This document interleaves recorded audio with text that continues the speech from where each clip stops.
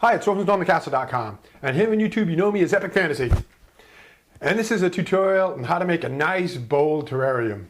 And in this case a themed terrarium, Hobbit Terrarium. It's really cute. It's a nice little project. I love it.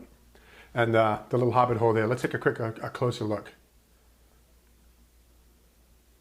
See the little Hobbit hole inside there? Love it. And that's part of another tutorial that I did showing you how to make that out of foam. Kind of neat. So there's just a few basic things. I will show you the basics of making a terrarium from start to finish in a bowl like this. And a little bit about the Hobbit hole.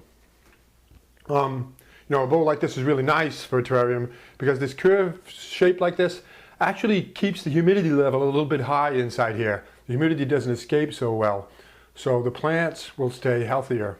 And there's a few different layers that you have to do for this. I'll show you that.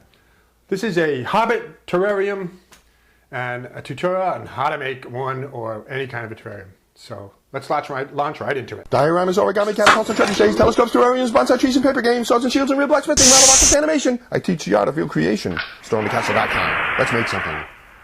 Okay, we've got our glass container, our terrarium bowl, and I bought this one at Walmart for like $8. It's really nice. And we put a layer of pebbles in there. About an inch thick. Vary that depending on how big your terrarium is. And then that packet we were looking at is horticultural charcoal. It's a nice thing to put in the terrarium because what it does is it purifies the water, it prohibits mold growth.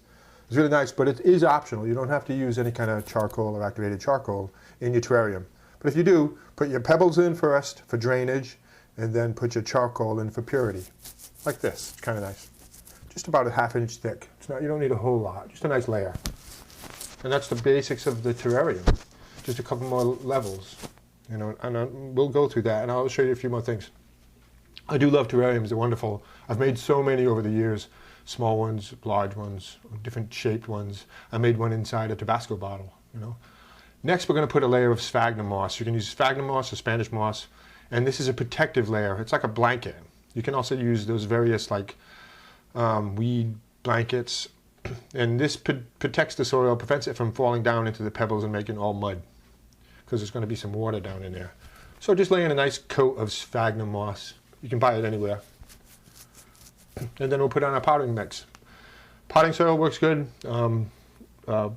African violet soil works pretty good. You want it to be rich so the terrarium lasts for years. Put in a nice thick layer. You have to judge it by the size of your container, but you got to realize that the plants need to feed off of it, so you need enough in there, a couple of inches, if you can. And aesthetically, the rule of thirds kind of applies. The soil should come about to the top to just fill the 1/3 of the container. That usually looks aesthetically nice. So tamp it down, and maybe clean a little bit of the glass around the edges. You can use your fingers, you can use a napkin or something, a paper towel, to just clean the glass off there a little bit.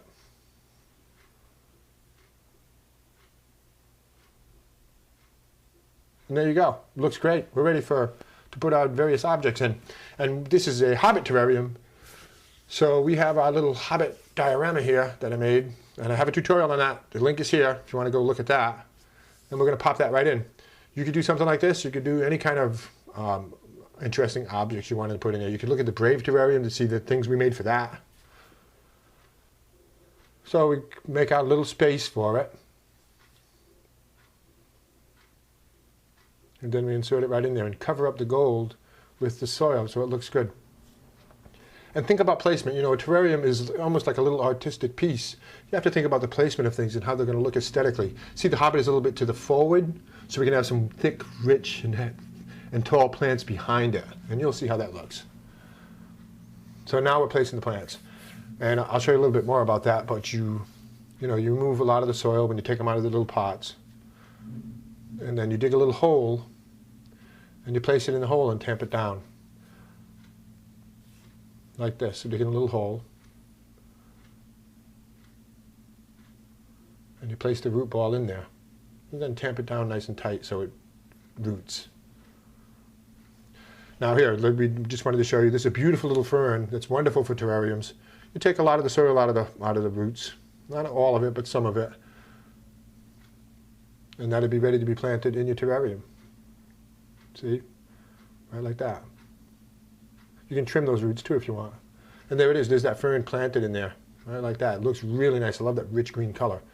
And you can see here we have some mosses in the front of the terrarium, the front of the Hobbit house, and some bigger plants in the back. It gives a nice aesthetic look.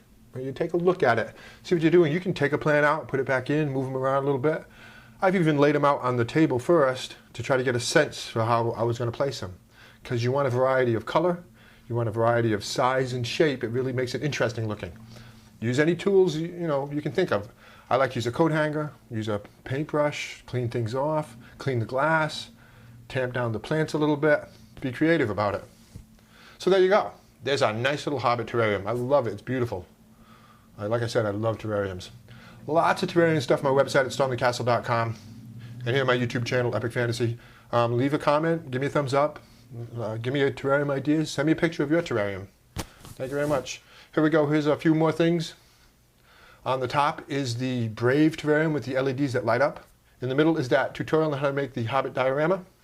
And at the bottom, just for kicks, so look inside my beehive. You can take a look at the bees. It's kind of cool.